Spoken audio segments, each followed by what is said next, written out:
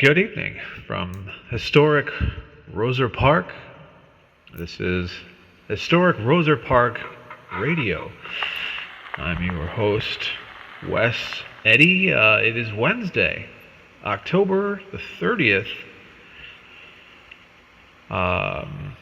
2024. Just the night before Halloween. A couple hours here, and we'll be at the magic moment, the witching hour, and it does, you feel it. There is an electricity in the air this evening. It was rather warm today. It was, got up into the upper 80s.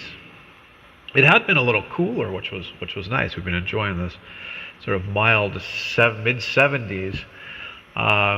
Today it spiked back up again. It's starting to cool off now that the sun is finally set here, as we're heading into the 8:30-ish hour.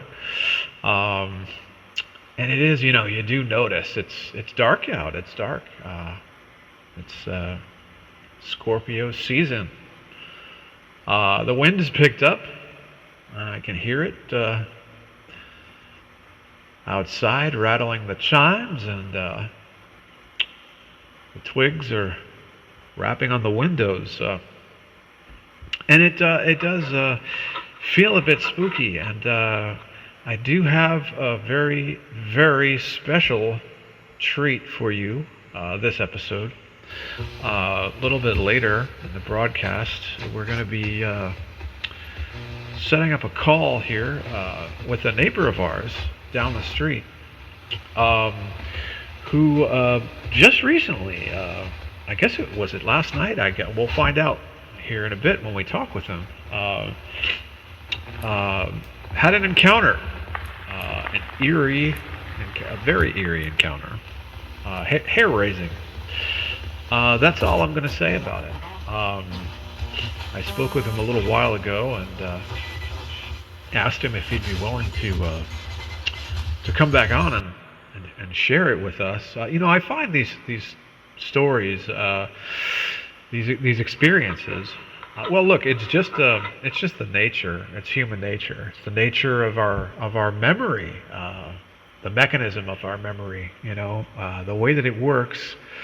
Apparently, from the psychology point of view, from the cognition point of view, and the neuroscience community would understand more about this certainly than I would, but apparently the way that it works is it's a bit like a library. Your memories are a bit like library books in the on the shelves of your mind, and and when we have an experience, we file it away, put it on a shelf in a certain place, and then when we have to recall that memory, either because somebody wants us to relate the story, or we have to kind of relive it.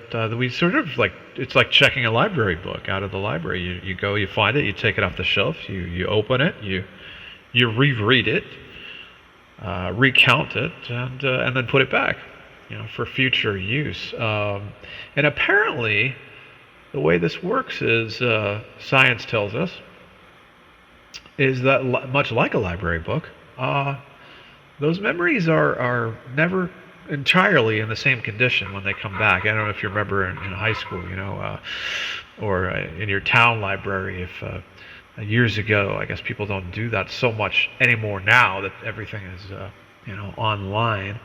But there was a time when you'd have to go and visit a library and check out a book, and to do your research, to look up a book on a subject that you were writing a report about, and you'd have that book and you'd take it home, and it would stay with you for the period of time that you checked it out, which was usually a week, two, depending on what the lending rules were. And oftentimes those books would wind up in the back seats of cars, and some people would care for them a little better than others. They would get defaced. People would underline them. They would get torn. They would get smudged. They would, somebody might be eating a peanut butter sandwich or having a cup of coffee as they're doing their research, and the pages would get stained, what have you. Point being that over time, the library would, have to retire those books and replace them eventually. The defacement would be cumulative, and memories are the same way. They apparently every time we access a memory and we think about something and we relate it and recount it, we're altering that memory essentially. It's unavoidable. It's minor alterations, but and then we begin to remember the memory different, and it kind of telegraphs over time. Those defacements sort of telegraph. The defacements, in fact, become sort of baked into the story. So it's very important, to have. That's why they from a legal point of view, they say contemporaneous notes, are considered more valuable, more accurate, because you're closer in time to the event. So I just thought, look,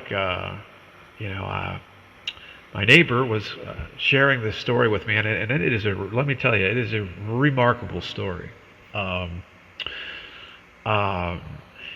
a hair-raising story, as I say, as you'll come to hear here momentarily. Perfect time of year for this. The scene is well set outside the window. I'm looking out the window now, and it is dark and windy, and it really does. Halloween is in the air. It truly is.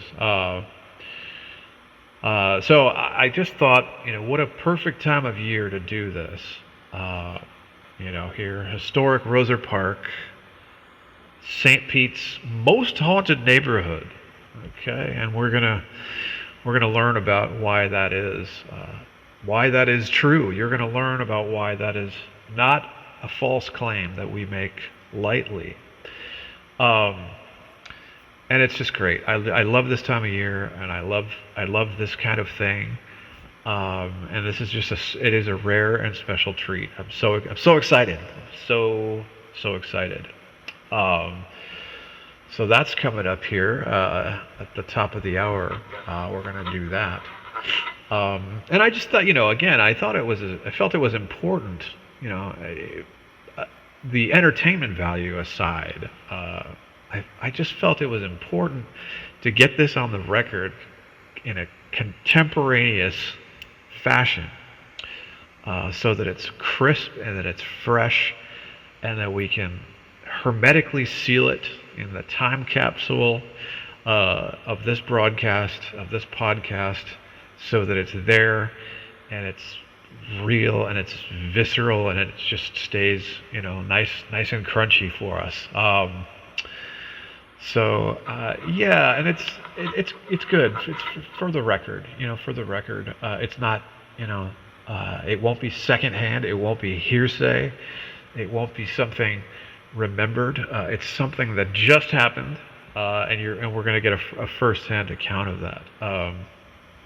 Which is rare, because a lot of these stories, I myself have related a number of these stories over the last couple of years, especially. They seem to be, I don't know if they're happening more often, if that's the case. I don't think so. I think it's more just that we just started really paying attention to this, here in Roser Park, and embracing that haunted heritage, our haunted heritage.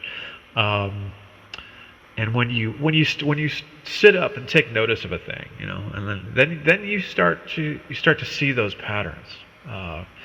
There's always been ghost stories in Roser Park, but it's not always been the case that people have really begun to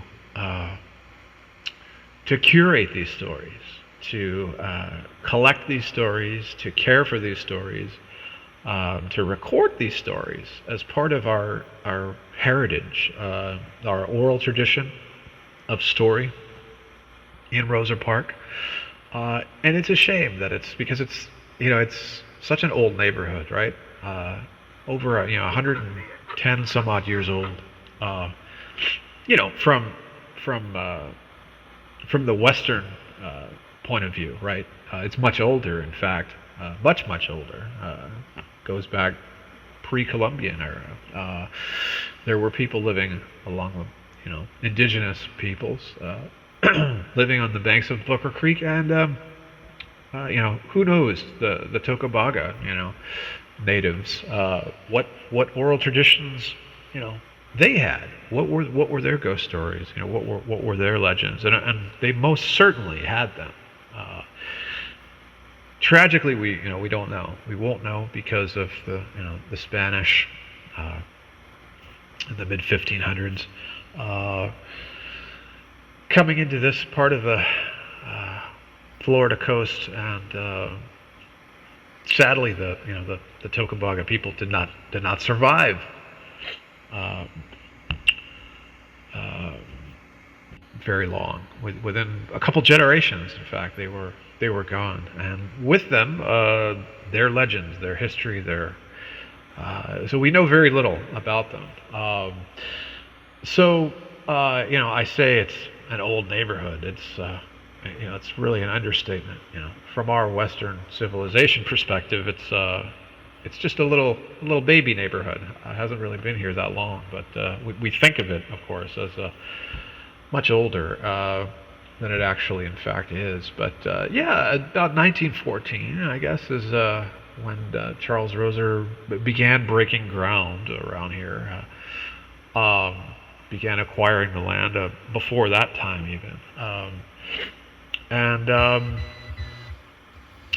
I do. There is kind of an enchantment about it, about the history of this park. That goes way back. But the further back we go, the further and the closer we get to that kind of Western civilization inception point of what we think of today as historic Rosa Park, St. Petersburg's first streetcar suburb. It's scant. It's sketchy. Not a whole lot known. Some things were recorded. When it comes to things like the supernatural, there's very little, in fact, which survives beyond just kind of loose oral traditions, just like a patchwork fabric, things we know here and there, what we can piece together. So anyway. I digress. It feels somehow vital. It feels somehow important to get these things on record, these experiences, and to collect and care for them carefully, and to think about them. Hopefully, people can access them. With an open mind, and I love this type of story in particular. These first-hand accounts, these contemporaneous accounts. So very important. Like I said, I've told a few of these stories over time, and they were related to me firsthand. Somebody telling me directly to my face something that they had experienced. So it's very compelling, very, very compelling for me. But then when I, in turn, relate that, story to another person, either in writing, as I often do, or verbally, it becomes less compelling, right? Because suddenly it's hearsay. I'm telling you what I, heard somebody else say, So it's. It's by its very nature, it starts to kind of degrade a little bit. So that's why this is so exciting, and I want to do more of this as these stories continue to emerge, as they most certainly will. But this one's great. The timing is great. It's a Halloween. We're all just so excited about that and for that. It's our favorite time of year in Roser Park. So we're gonna do that, and it's as it happens, it's a special Halloween episode. I was gonna talk about the Halloween event, um, and I think I will work some of that in. But that was my original purpose was to come on and talk about that shift of the event and things that we're planning and things that we've pivoted to as we shift from by virtue of these terrible hurricanes that have come through, having to move our Halloween block party date out to from its original date, which is now would have been October 19th is what we had targeted for that, and that's now in the record books. Where tomorrow's Halloween already. October is just flown by this year in a blur. It normally does seem to go by pretty quick, but this year especially, it seemed to really just evaporate before our eyes. And so we've pivoted, shifted the event out to the end of November, which is has its challenges. I've talked about that enough, I think, in the last episode.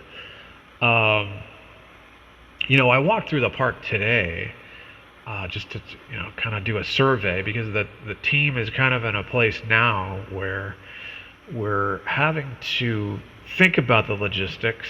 We're about a month out now, 4 weeks, which is where suddenly we find ourselves once again in the red zone of this event. And it's all hands on deck from here on out to make sure that this event is as successful as it can possibly be under the circumstances. These devastating hurricanes. And so that's where we're at. And we want to blast this out and have it be a successful event. And I think that our intent was to kind of go in as many directions with this as we could, as many different media outlets, formats, and so initially it was the YouTube thing. The timing is good, but we still we have to build our audience still, and so it ultimately may be the kind of thing that we don't reap the benefits of until next year, perhaps. But I want these episodes to be interesting in and of themselves and compelling and fun to listen to. And so we're gonna get my friend here on the phone. It's my neighbor, actually, who lives two doors down. So this hits real close to home. I'll have him introduce himself when we get on the call. But it's real exciting, and I'm eager to hear this. I'm eager to hear this story again. Actually, it's incredible. It's absolutely it's the stuff of look. I don't want to spoil it, so we'll leave it there. Couple of days out here from the election. That's what's going on in the news. I'm not going to say too much about that, except it feels, from my perspective, a bit tense. There have been these little stories percolating up here and there about ballots disappearing and catching on fire, and rumors of shenanigans, and but as far as your good old-fashioned October surprise that we would normally think of, so far it hasn't happened. At least I don't think it has. Sometimes these stories pop up, and they're not what they appear to be.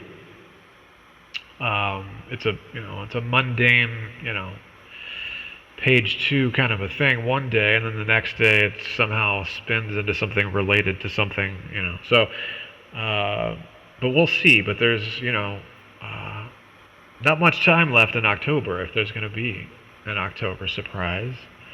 Um, I guess it kind of feels tense. There's definitely, look, there's a lot of tension in the world right now, abroad, and a lot of violence abroad, and a lot of discontent, disenchantment, and it just seems like there's a lot simmering under the surface in the nation, and I hope for the best. I really do. But I worry about this cycle, and hey, hopefully I'm worrying needlessly, right? But I think we all have our quiet concerns about our reservations, our misgivings about what lies ahead, as far as the political theater is concerned, anyhow. I'll just leave that there. I don't, I bring it up because I think it's important to consider, the wider mood, and to at least sort of paint an impression of the background of, what's happening in the news cycle at any given time. So I'm just kind of hitting on these important stories without, really any intention of doing any, heavy window dressing around those things. But worthy of note in any case. The cleanup continues from the hurricanes. Like I said earlier, I was walking through the park, and boy, I'm sorry to say it's in such bad shape. Before the storms, Roser Park was in such bad shape. I've lived here for 20 years, and over the last 3-4 years, I can't remember a time when the park looked so bad, in such disrepair. It's really frustrating. We had a meeting with the city officials a few months back, community center, just outside the neighborhood. The turnout was really good. We had a really, I want to say there was about 40 people there. I might have mentioned this in a previous episode, but it really just felt the city was paying us lip service to, our concerns, which we really did a good job, I think, of corralling and kind of focusing. And we all kind of landed pretty squarely on infrastructure. There are many, many things we wanted to talk about, and we had come to talk about, and needed to talk about. But it was clear from the jump that the city was giving this impression that, look, we've got limited bandwidth and limited resource, and just give us your greatest hits, which is what we did, and the greatest hits were, pretty much a resounding infrastructure. The creek walls on that line Booker Creek, that retain the banks of Roser Park on each side. They've been just in such bad shape, since I've lived here. The city hasn't done anything with them, for 20 some odd years, and it shows. It's really bad. But it just has continued to slump and slide and slip, and to where now they're not even bothering to cut the grass. They're not, there's giant sinkholes in the park that are just dangerous. There's missing sections of sidewalk, broken railings, dangerous tree conditions. It goes on and on and on. And then, of course, layer on top of that, you've got the hurricanes that came through that just exacerbated all of the poor, shoddy maintenance. The storm just really hit us that much harder, because we were not equipped from an infrastructure point of view to weather those conditions very well. And so now, boy, it's like a scandal down there. There's 6, 8 inches of sand laying all along Roser Park Drive. There's fences that have come over. There's street lights that are all disjointed and out of whack, and there's piles of debris, and it goes on and on. On top of all of the stuff that was pre-storm, and in fact, even long before. Some of this stuff goes back years, as I say. Our famous footbridge, that iconic footbridge that you see in the postcards from the 19 teens. It's been there in various iterations over the years, but it's been shut down for well over a year. And the way the city shut it down was kind of mysterious and confusing. They simply just put a board over it, like a haunted house or something. No signage, no cautionary warning, placards, or by whose authority this was being done, or no phone number, no official, markings of any kind, so that you might think that, okay, well, was this a prank? Did this, what is this? Is it, okay, well, maybe I can climb over this board. It doesn't say that I can't, so there's that. And it, look, it provides, access for people across Booker Creek, from Roser Park to the hospital complex. I used to use that bridge when it was open, to walk up to the hospital for, to visit the hospital complex up there for, checkups and, lab work. And so you can't do that. You've got to walk, clear around, and it's inconvenient, and it's really represents, it really encumbers our pedestrians down here. So there's that, the broken sidewalks, and so look, we're pretty frustrated, all around with the city of St. Pete and their lack of, and I say that bridge, and I mentioned how it appears in those vintage postcards of the 19 teens, right? And look, Roser Park is St. Pete's first historic district. We were, the first streetcar suburb neighborhood. We have, many contributing structures that really represent an important foundation and underpinning of of St. Petersburg's rich architectural history, such an important and valuable asset. And that bridge, the state of that bridge, I think, you go down and you look at that bridge, and you look at the creek and those vestiges, those vantages, and that speaks volumes about our city's, lack of commitment to historic preservation. If St. Petersburg cares about our historic heritage, our architectural heritage, our history, then they would at least provide, via the tax money that we, provide as taxpayers, to do at least the bare minimum, right? To do the bare minimum maintenance of city parks, That's all we're asking here, is the bare minimum. Cut the grass, repair the sidewalks, make sure the handrails are in working order, make sure there are not sinkholes in the city parks that, people can fall into as they're trying to play frisbee and recreate and enjoy, as we should be able to enjoy our green space.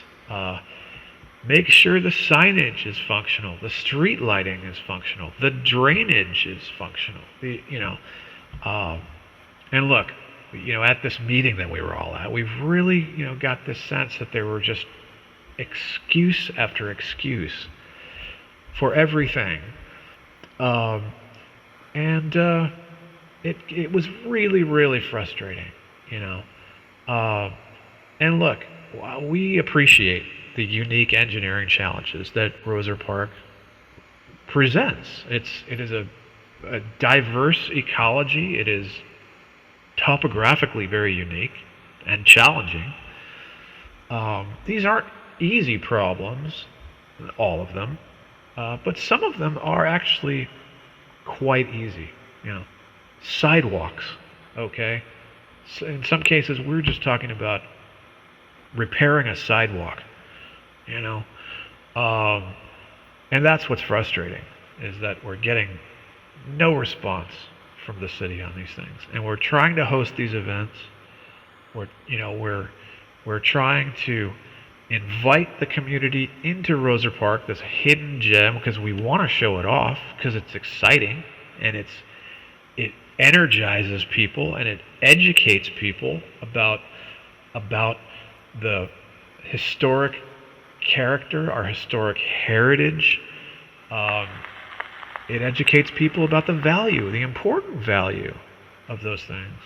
And it is such an important part of, the wider city mission, in St. Petersburg. So, we're frustrated. Year after year, we've been trying to put these events on, and we just have not felt like we've had a real strong partner, in the city of St. Petersburg, which is such a shame, because we really need the city to step up and again just do the bare minimum, make sure those parks are safe. Just make sure they're safe, and then we can talk about making sure they're aesthetically pleasing. So there's that. I was walking down there today and just kind of surveying it because we have to make other plans. The city is just not going to do it. And look, we know there's been these two back-to-back devastating storms that are complicating this stuff and further delaying the response. And that just is what it is. And we don't have unrealistic expectations here that any of this stuff is going to get fixed anytime terribly soon. And okay, we appreciate that and we recognize that for sure. But at the same point, these issues have been on the table and ongoing and getting worse for the past several years. So, this is beyond a couple of storm events and a storm season. So,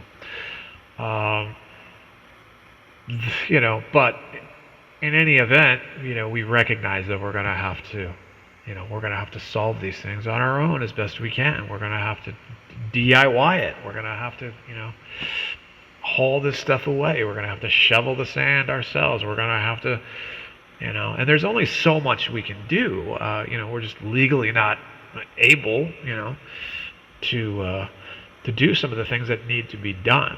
And so that's what's been the frustrating part for us. So,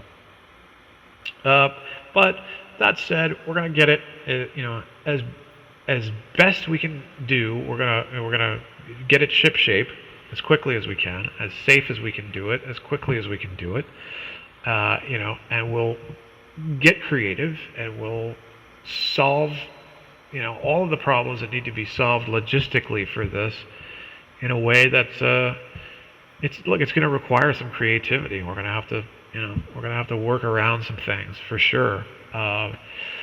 But yeah, that's nature, and you just gotta do what you gotta do. So look, and I think it is certainly the case that there are some of us in the world that are,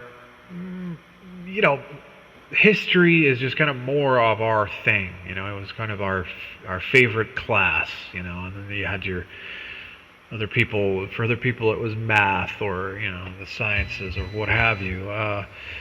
And so I think historic preservation. Some people maybe are more keenly tuned to it than others. I think certain people are more predisposed to appreciate the value of historic preservation, or even just more open-minded to the possibility, right, that there is value in an old house versus just looking at it and saying, "Oh, well, that's an old house," So if it's old, it's bad, it must have problems. We should tear it down. It's inefficient. It doesn't accommodate, the things that we need it to accommodate in our modern era, right? So let's knock it over, get rid of it, throw it out. We'll build something new that we think is better. We think we can do better. Well, the problem with that is, though, right? Well, there's lots of problems with that. Okay. But this disposable society kind of mentality, that we live in. I was just recently watching this thing about a documentary on the aesthetics, just even the aesthetics. Like if we just limit this discussion to just aesthetics, okay. Architecture of the past, particularly of the period that I'm thinking about here, the 19 teens, and even before. And the further you go back, it's even more pronounced. But there was a sense that the aesthetic purpose, there was an aesthetic purpose of the architecture, as much as there was a functional purpose. And both things were considered, important and related, right? Like so, and case in point, one of the points that this person was making in this lecture I was watching was that, like take public spaces for instance, or even office spaces that we inhabit, on the regular, should be aesthetically pleasing. We should want to be there. We should be excited to be there. We should want to exist in that place. It should make us feel good. It should have a nice vibe to it. It should be thoughtful. It should be tailored. It should be all of those things, right? So you have these old homes and people are so quick. Look, there's a guy across the street from me right now that's just, finishing up, completely gutting and filleting up, what was a beautiful, example of a 1914 bungalow built here in Roser Park. It had original, the whole thing was pretty much original. I don't know if you've ever restored a car, or something like that, where they say that, you see it in the paper, the ad, and you go to see it, and they'll often advertise it as all original or mostly original for a reason, because that's where all the value is. So, and look, I don't begrudge anybody their the rights, property rights, to do what they want to do with their property, and within the bounds of the law, certainly. But the problem is these guys bend the rules, and they do things that are not completely in daylight, and the city is not so good about regulating that stuff and enforcing that stuff. And compared to other cities that I've lived in, boy, St. Pete really does a pretty piss poor job, of doing what they could do, So, in any case, look, obviously I'm one of these guys, right? That's more passionate than another guy might be about our historic heritage, about the value of that, the importance of that. But you have these landlords, absentee landlords. In many cases, they live out of state. They're not here. They do the bare minimum, and oftentimes only because they're compelled to do it when the city can bother itself to, be so compelling, which is infrequent, and it really only at the behest and annoyance of the public, which is not how it should be. That is not how a community should embrace and should be disposed. That is not the posture that a municipality ought to have, right? A reactionary, okay, well, we're going to solve this if it's a problem. If somebody, twists my arm, we'll send a code inspector out to, to sniff around to see,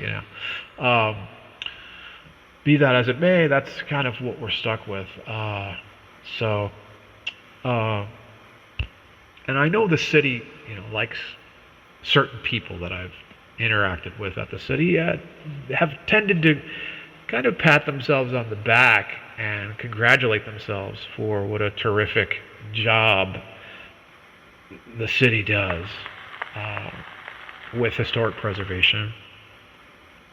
But I always have to laugh and remind those folks, like, just look at the statistics, like, by the numbers, the percentage of historic properties, that are within, St. Petersburg compared to other municipalities around the country, and it's shocking. It's shocking. We're not doing a good job at all, and we're losing more of these properties every day, and we can't afford to. They're going extinct. And this hurricane really did a number on some very iconic homes here in Roser Park, and which were more vulnerable, because the rules, the regulations are so lax. Because these landlords, slumlords, and I say that because, of the poor condition that they, allow their properties to descend into, where, and I know these people, I know people that live in these properties, they're friends of mine, they're friends of ours, so I know what the walls look like. I've been to cocktail parties up there, I know, how bad it really is. And then when a storm like this comes through, and you have these massive cracks on the foundation that haven't been properly inspected and improperly maintained and mitigated. Now you have floodwaters that are penetrating this stuff. You've got, we had, entire curtain walls come down, brick walls, on some of these 100-plus-year-old homes. That, I'm not a, structural engineer, but you can tell just by looking at it that it's, it's not in good shape, and it's, in danger of collapse in some cases. So, I worry that we've lost more than we're aware of, and the city is just so taxed right now. They're just so burdened and encumbered with so many things from every, from every quarter. They've got it all. It's a hot mess. They've got so much to deal with, and there's all, where are we going to get the funding? And you've got Tropicana Field. You've got that whole mess. You've got, beach erosion. You've got to rebuild, the sewer systems. There's so much that's got to be done.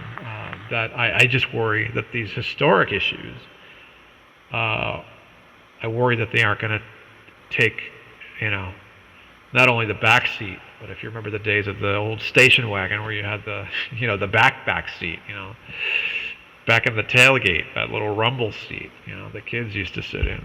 That's where we are. That's where it feels that we are. And it's, we're not just on soapboxes complaining. Like, we're engaged. As a matter of fact, we're going to a meeting tomorrow. We're going to carve time out of our workday to go down to appeal to the city on bended knee to please, approve this community garden, this little piece of otherwise useless land that the city's, just kind of sitting on. We've lost so much land over the years to bad deals. To the hospital, to the 8th Street connector bridge being routed and now rerouted, and we've lost many of our historic homes that way. Eminent domain. The city just outright knocked them down, like Charles Roser's own mansion. Among them. It's a tragedy. And then much of that land that the hospital took over. They again the disposable society thing where they put up a building and then when it ceases to be exactly functional in the way that it was intended, they just knock it down. And now we're just sitting. There's chain link surrounding big swaths of just grass. There's just grass sitting that they're actually watering, like, for some reason. So and it's for what? It's got a chain link around it.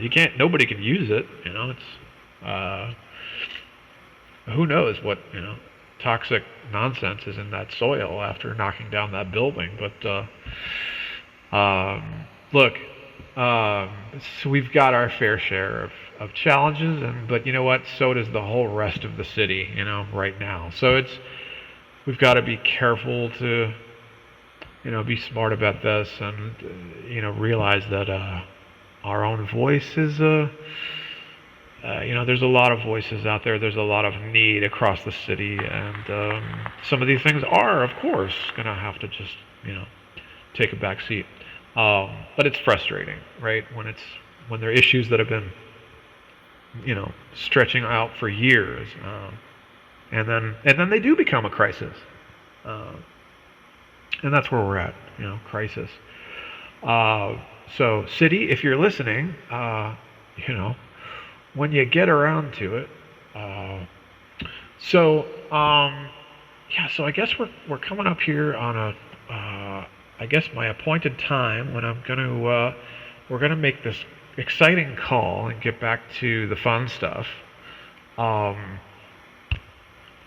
I may do is put a timestamp kind of thing in there, so people can skip ahead instead of having to listen to me ramble on as I am about our beloved Roser Park.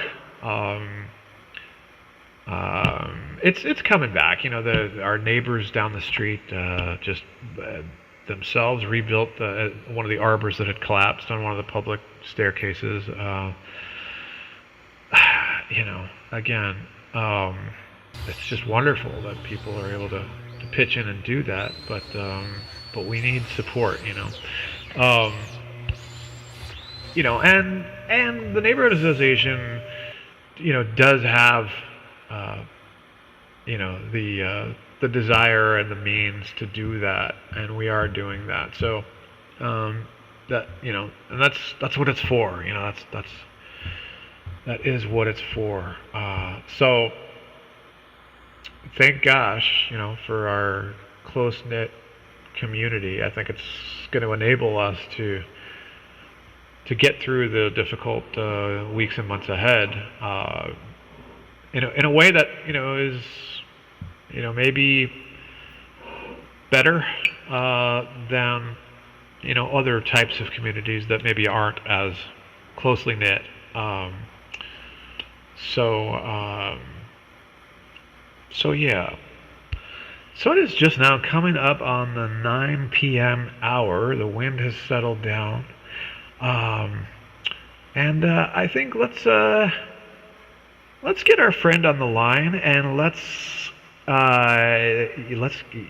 look. Let me set this up, right? I want you to get yourself something good to drink, something warm, spicy, and autumn-like would be my recommendation. A nice cup of tea with a cinnamon stick in it, maybe a little twist of orange peel or something like that. Dim the lights, get cozy, and yeah, we're in for a real treat. So let's go ahead and set up this call.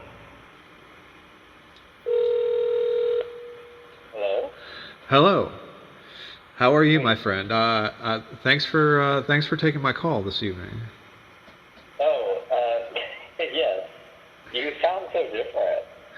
Oh well, it's been a long day, and I've been rambling on and on this evening on the broadcast about all about Roser Park and about the upcoming Halloween event, um, and the pivot into now the I don't know what we're calling it. Well, look, but so why don't you introduce yourself to the audience? Yes, yes. My name is my name is Domenico Pogliero. I live on 10th Avenue South in the historic Roser Park neighborhood. Yeah, yeah, and you and I have we're close neighbors, and we've been friends now for a while, and we've kind of served together on this committee for this Halloween event, which and that's Raw, if I'm not mistaken, in the background. Yes, yes, it is.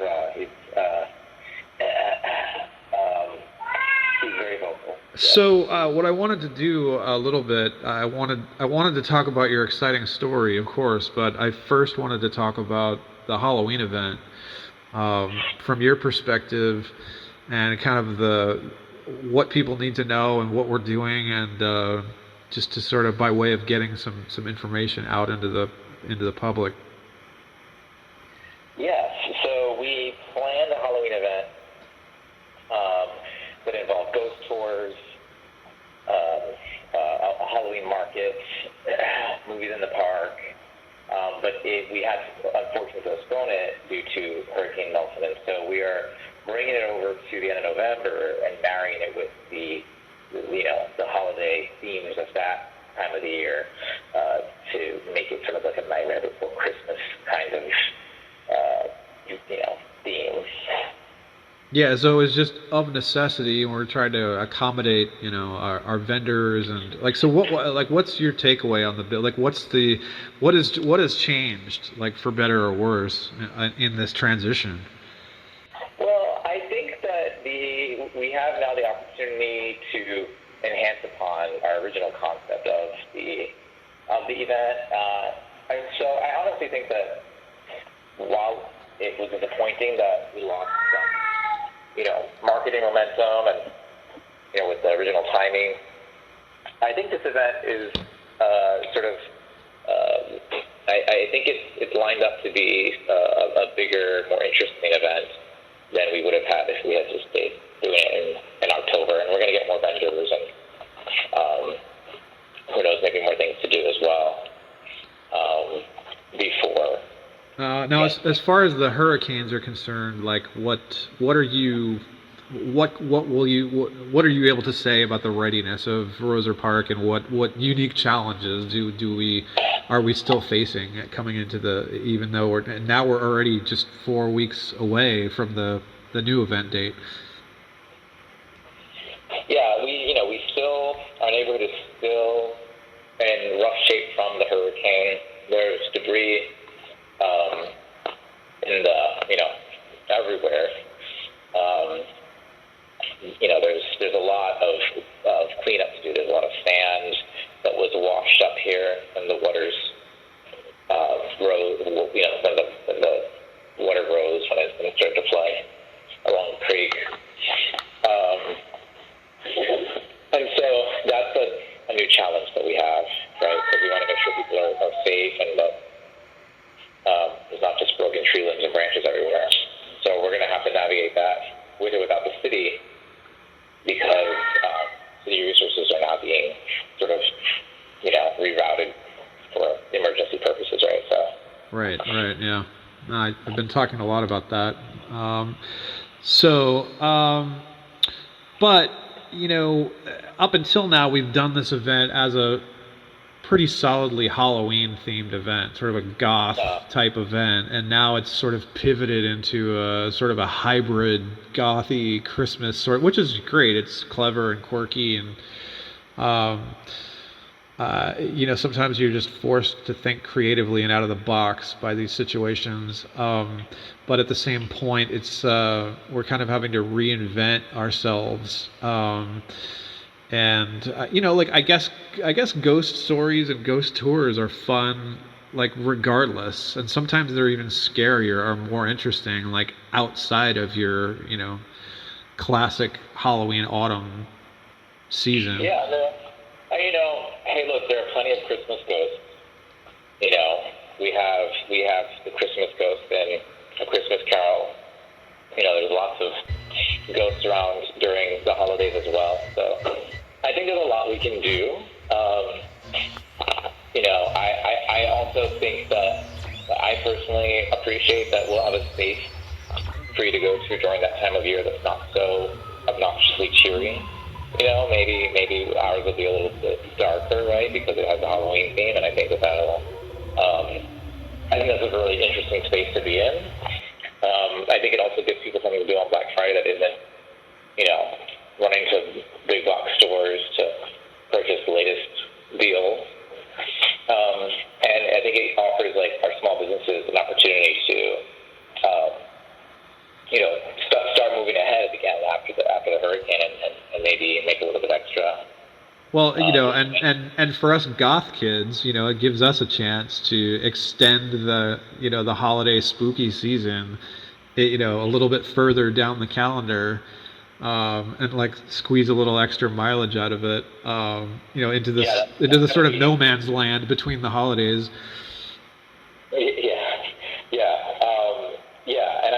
And I think that's actually going to be my post on November 1st. Like, are you not done with Halloween yet, or is it something to look forward to? Yeah.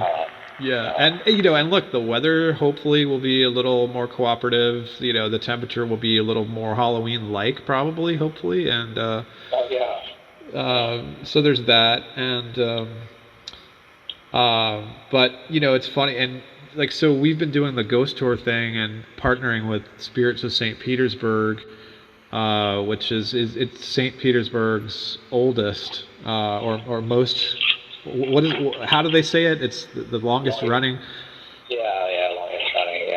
Yeah. Been around 25 years. Something like 400 paranormal investigations they've done, and they've done quite a few in Roser Park for us, which is great. But it's but we also have the benefit of living in historic Roser Park, as we do. And some of us have been here for years, and we have our own stories, and now we have another exciting story to add. So tell me a little bit about what happened to you recently. When was this? It was was it last night? No, it was about a week ago. It was about a week ago. It was right before I had to do a trolley tour. I did a trolley tour downtown. And I woke up in the middle of the night, and at the foot of my bed, looking out my window, was a man, like a gentleman. And I was just waking up, so I was a little disoriented. And at first, I thought that maybe I wasn't home or something, and I was trying to figure out what was going on. Right, like you wake up and there's somebody in your house, and you think, all right, well, maybe I picked somebody up at the bar and I just forgot. Yeah, so it took me a little bit to get my bearings, and then I realized that I was in my room, and that I didn't recognize the man standing there, and I can't remember any like real features. It was dark. He was also faced away from me, but I do remember him being like quite tall. I guess about the height of my uncle, because I first thought I was looking at my uncle, but it was not him. And interestingly, this trolley tour that you were preparing for was a ghost tour, wasn't it? Yeah, it was a ghost tour. Yeah. The St. Petersburg Museum asked me to fill in because they had a big group of people and they needed another person. So that is like so spooky to me, because it's just the timing of that is so interesting. It's almost like, was there something causal there? You know what I mean? Yeah, I don't know. It's possible. I'd never done the trolley ghost tours before. So what time was this? Like the middle of the night? You say was it? Do you remember what time it was? I really don't. I really don't remember. Yeah, but but so It must have been closer to the morning, because then I think I woke up. I got out of bed afterwards, and I went about my day. So I think it was closer to the morning. Yeah, like twilight or something. Yeah, well, maybe a little earlier. Yeah. That's interesting. So you are still kind of rousing awake. So you're, I guess, what is it fair to say that you're, maybe confused or in that sort of netherworld of consciousness where you're like not quite asleep, not quite awake before you're realizing what's going on? Yeah, I was like starting to wake up, and and I was like quickly like putting things together. I'm like, okay, this is my room. But at some point you're like fully startled, right? Like. Yeah, and then I was terrified, right? Then I was like, wait, who is this, and why is he in my room? And I was absolutely terrified. But it's weird, because I think that the feelings that went through my head, I think at first, right, your first reaction is that there's a stranger in my room. But then I started to realize that it wasn't like I don't know why, but I remember feeling that, okay, this is not, like, eventually I was like, oh, this is not like a person, like a corporeal person, like this person is not, there's no physical person here. And for some reason, that gave me a little bit of comfort, I think, right? So, and what was it that gave you that impression that it wasn't a real person, that it was an apparition? Did it look somehow not enough like a person? Was it transparent or something? Or no, not so. That's interesting. It wasn't transparent. It was he was like, it was, I don't know, like kind of dark, shadowy, like I could, like, kind of, like, it was hard for me to make out any details at all. And so that's when I realized that, okay, wait, this is not. So it was almost more shadow-like. Yeah, like, in a way, kind of like, yeah. And when you originally related this story, you mentioned that you were looking at him for a good, like, a minute or so, right? Like. Yeah, I would say about a minute. Yeah. And then at some point, it just, or he, or whoever it was, it just vanished. Yeah. Mhm. Yeah. But, like, before your eyes, or you kind of blinked and it was gone, or? Yeah, I kind of blinked and he was gone, and then I was. Yeah. Because you mentioned that when we spoke originally. So yeah, I blinked and he was gone, and I've been turning that over in my head, and I'm like, wow, that is so. Just, it makes the hair on your neck stand up. It's. Yeah, and I remember, like, then I was like, okay, I'm kind of waking up, right? And I remember looking in that spot to see if maybe it was like a shadow on the wall that I had sort of mistook or something. But that wasn't the case, right? Like, I was trying to figure out, like, oh wait, did I just make this up? And then after analyzing that part of the room for a second or two, I was like, no, that was a person. Yeah. That was something else, because, like, the shadow itself was gone. So.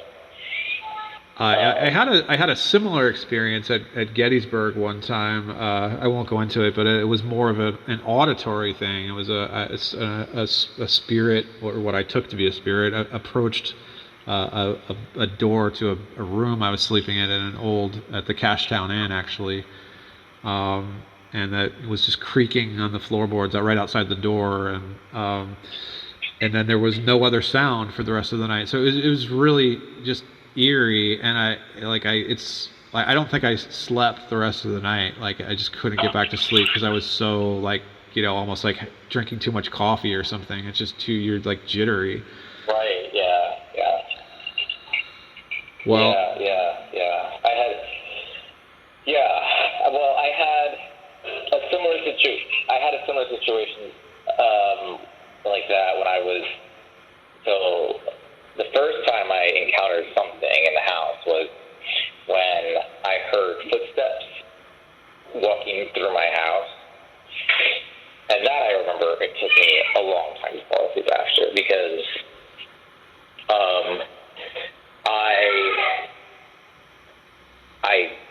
I jumped out of bed and was listening to these footsteps, and it was horrifying because my first thought is there's somebody in the house.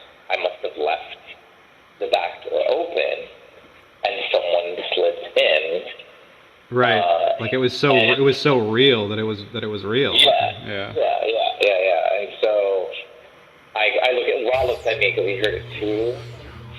We like both kind of looked at each other. Yeah. And Rod usually would investigate, but the pen is like, no, you got this. So I like get out of bed. Which is like if your pet is responding to it, that's just like confirmation that you're not going crazy. Right. Yeah. So I grab a flashlight and I like remember looking like grabbing something to like I'm ready to hit somebody over the head with it.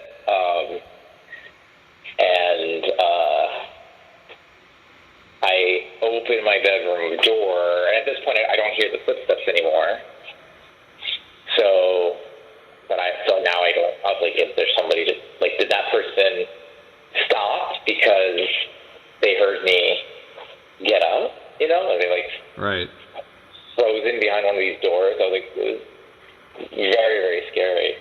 When I searched my house, I didn't see anything. Nobody. The back door was locked. I immediately went to go check the back door. It was locked. And it took me a while to it's so fascinating because your brain just wants to apprehend the explanation for it, and there just isn't one. It's like maddening. Yeah. And that was kind of my experience at Gettysburg, where I heard these footsteps coming up the stairs, and I took it to be a real physical person. I didn't at first take it to be a ghost, although I kind of did take it to be a ghost for other reasons, because it was just so out of context. Just suddenly this, then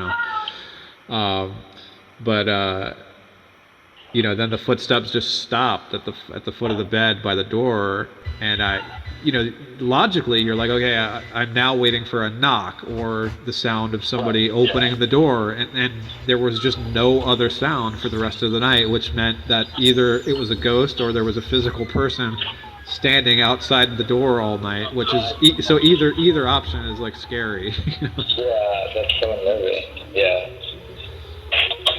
But I wanted to talk to you about it and just kind of get it on the record, like contemporaneous, so that it's like we have a record of it, and so and it's firsthand, right? So it's important, because there's so many of these stories that are floating around Roser Park that are like some of the ones I've encountered are somebody told me that somebody told me kind of a thing. Yeah. I know what you mean. It's a crazy one.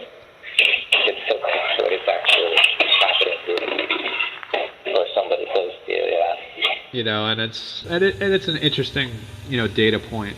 Certainly for the investigations and Brandy Stark's team, and something we'll definitely want to talk about on the tour, I guess. Oh yeah, we could. You're gonna use my house, so yeah, we definitely could. Well, do you have any? I mean, how exciting, right? A ghost story like at the day before Halloween.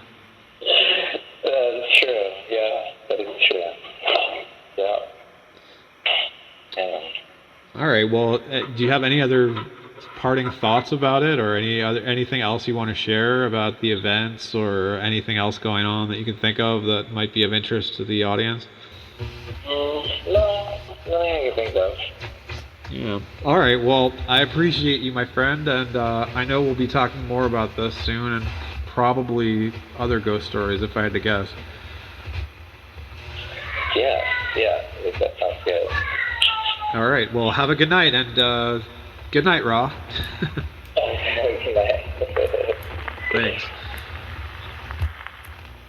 Yeah, well, that was certainly an interesting story, and I learned a little bit more the second time around about the nature of his experience and his impression, of it. And those things are always so chilling when they're like firsthand, and his original story about hearing the footsteps. It's so very similar to my Gettysburg ghost story that I have years ago. We were staying at the Cashtown Inn, which is an old historic inn, and outside of the,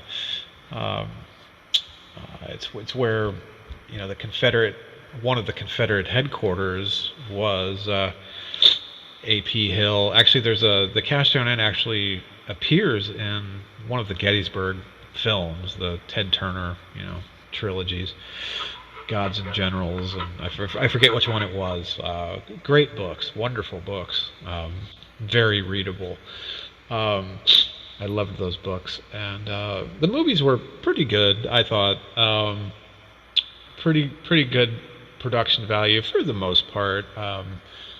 Some things I didn't love about them, but one of the things I liked was the use of the Cashtown Inn, the actual, I guess they use that actual location. There's a famous shot of General Lee riding past it, and so that's where we stayed. Gosh, this would have been about 1998 or thereabouts, 7, somewhere in there, and it was just last minute. We didn't have any plans 4th of July. We just decided, hey, you know what, I had never been to Gettysburg. I'd always wanted to go. It wasn't that far. At the time we lived in New York City. I had to borrow a car. I borrowed my dad's car, as I sometimes did when we wanted to go out of town. So jumped on the train, picked up the car, and on our way we went. I guess it was late that week, just before the holiday. I called her. I was calling around trying to get a room, which was tough to do. 4th of July. Well, it's the anniversary of the battle, first of all, and it's a major holiday weekend, so it's you're kind of double jeopardy there. Was able to get a room at the Cashtown Inn, which is fabulous. It was funny. I remember the call, and I didn't know anything. I didn't really know much about the history of the building,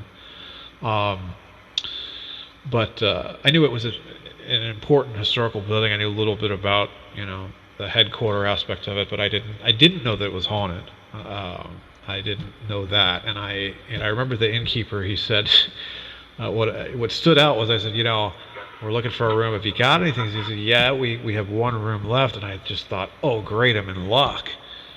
And then he says, yeah, I have one room, but it's room 4. He just kind of said it like that, and I just said, well, I don't care what room it is, like what and I just said, yeah, I'll take it, whatever. I didn't bother to ask, what was apparently wrong with it, or what was his trepidation, about. I didn't know until later that it's considered to be the most haunted room in the most haunted inn in the most haunted town in America, by many accounts. So found that out later. I'm glad I didn't know. I began to learn a little bit about it through the course of the weekend. Well, I learned pretty quickly, actually. Yeah, it was great. It was a wonderful weekend, lovely fireworks. We toured all of the major sites. The Little Round Top and the Devil's Den. My camera did malfunction in the Devil's Den, as my video camera. Fresh batteries, they conked out. As they're said to do by many. I did have that experience. My wife had a ghostly experience out by, I guess is it Oak Hill, uh, on the northern flank up there, and yeah, something grabbed her in the woods. Actually, she was walking kind of by herself, and she felt somebody grab her arm and kind of turned around. There was nobody there, so that was kind of freaky. Toward in the late afternoon, I guess this was. Um, but it was a very moving experience. It is a very moving experience. I highly recommend it. It's just such rich, textural. It's visceral. It's that living, breathing history. You can just feel it. It is just so well preserved there, and it's a very important experience. I highly recommend. Um, so anyway, we headed back to the inn. Um, After our day was done, the sun was going down, and it's a bit off the beaten trail. It's a little bit on the outskirts of town, and I forget how many miles, 7 or 8 maybe, I want to say. Not too far, but in the country, far enough removed that it's fairly remote. There's not a whole lot around it.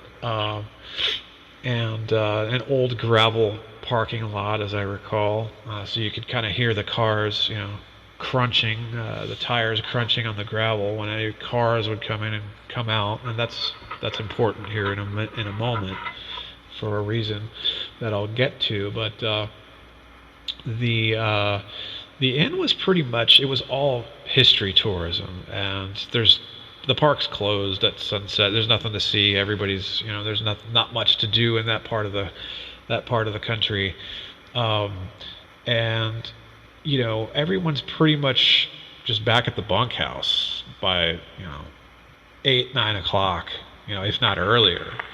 There was a little sort of parlor on the first floor. You walk. There's a screen door. You walk in, and it's sort of an old,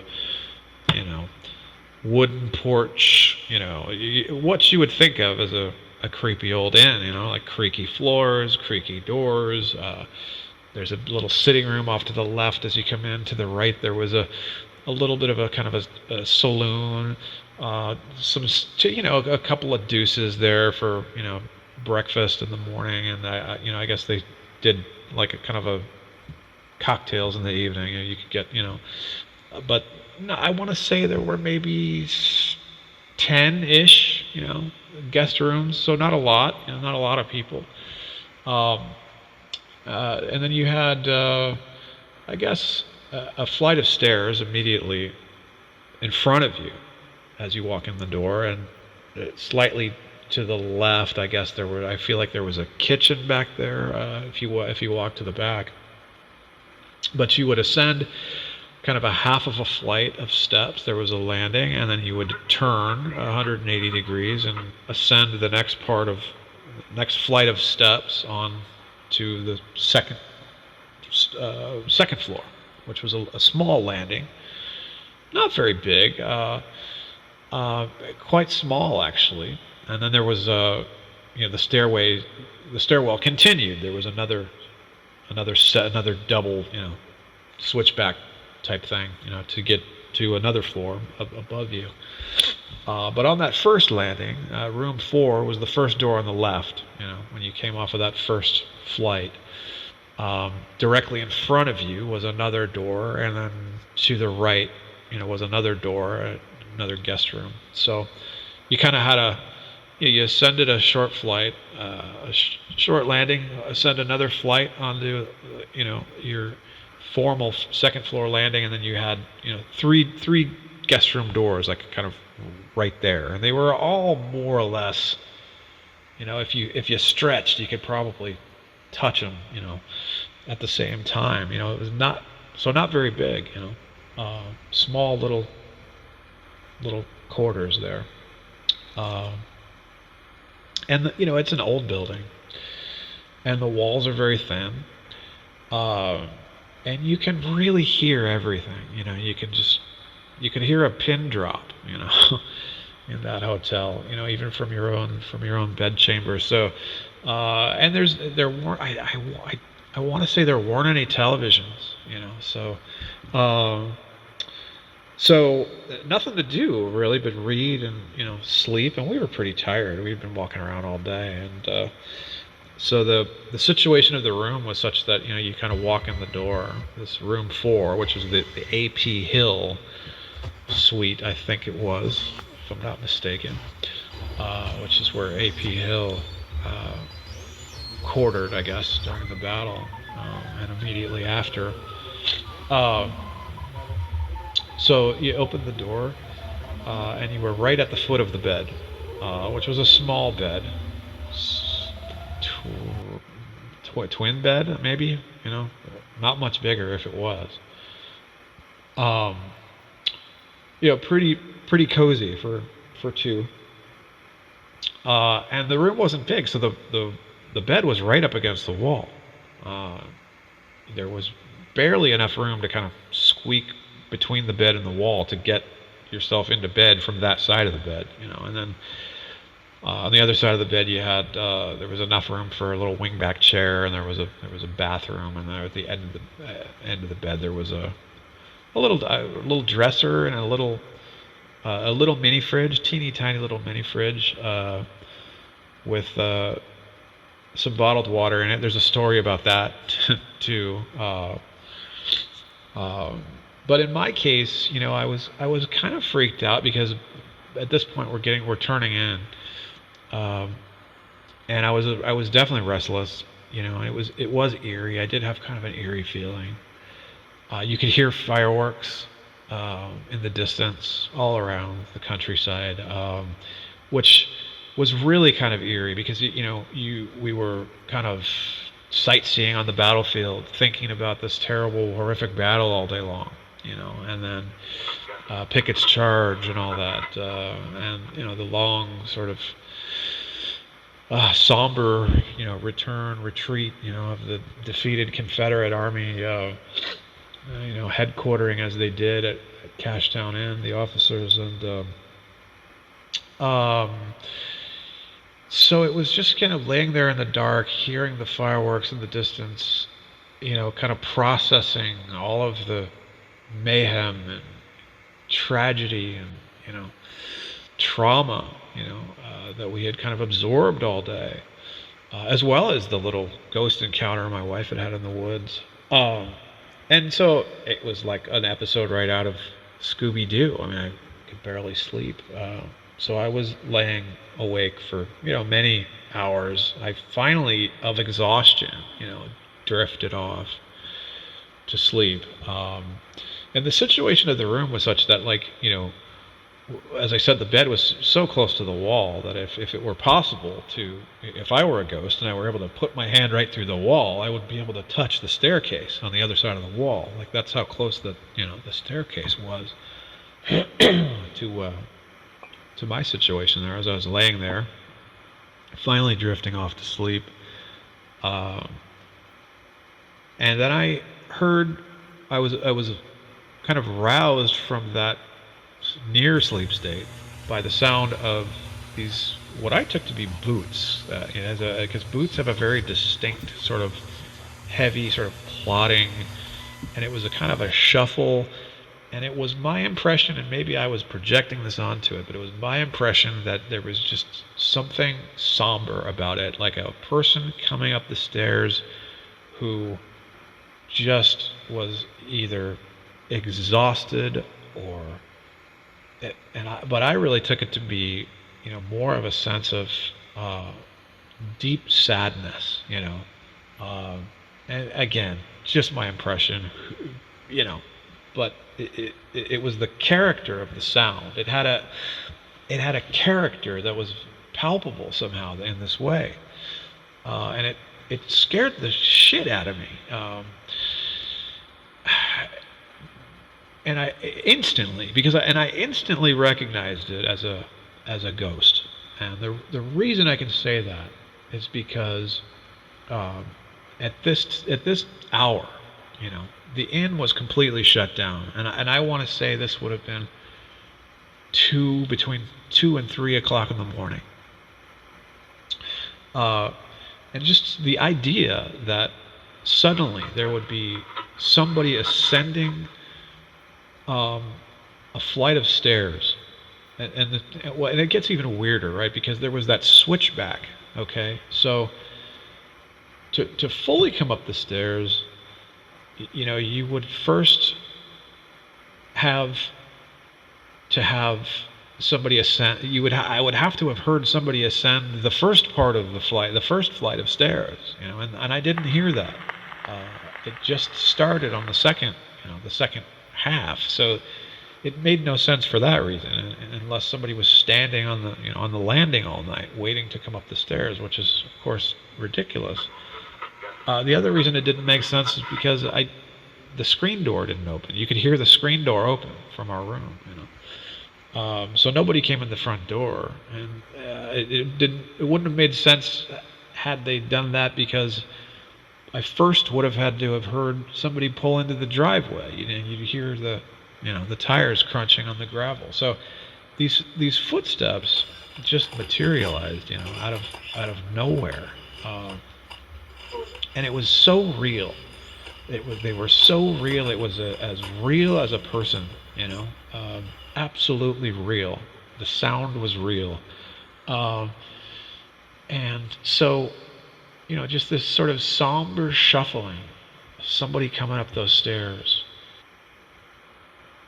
the sound coming up the stairs, and then the sound of those feet on the landing, the creaking floorboards, and then those footsteps directly, approached my door, that door to the room 4 there, and um, turned and pivoted, and I was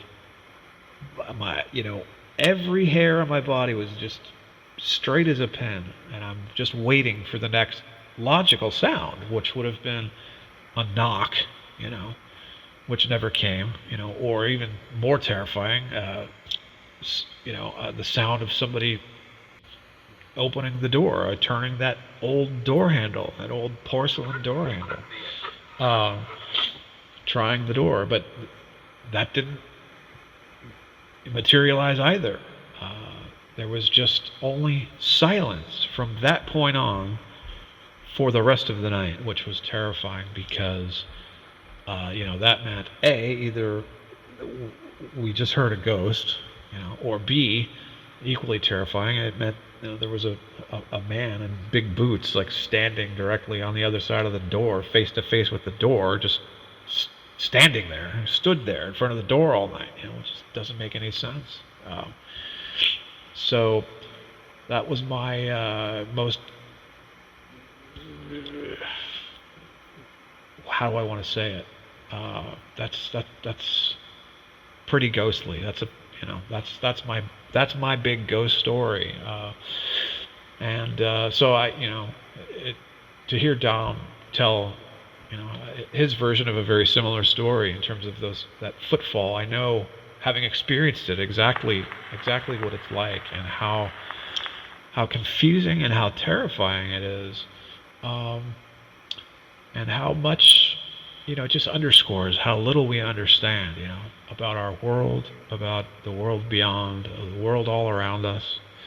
Um, it's fascinating stuff, and it's just so well timed. I love it. It's right at Halloween. Just was eager to share it and get it on the record, and so glad I did, because now we've got it. We've captured it, and it's there, and we can look back on it, and it's just part of the oral tradition of ghost stories here in historic Roser Park, which, as we say, is St. Pete's most haunted neighborhood. And boy, it's just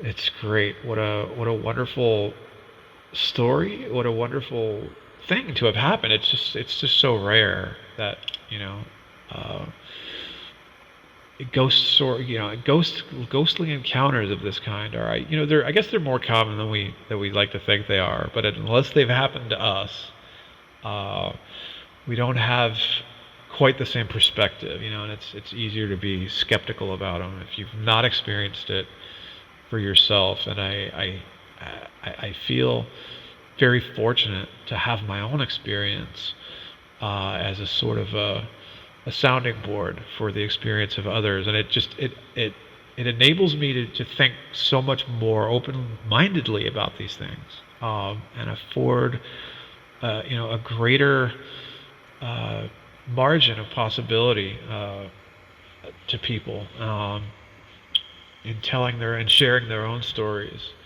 So exciting! I love it. So we're gonna leave it there. Happy Halloween. Halloween tomorrow. It's just hours away. So exciting. Love that. Love the timing of this story. Thank you for listening. This has been Wes Eddy, broadcasting live from the heart of historic Roser Park, St. Pete's most haunted neighborhood. And now you know why we call it so.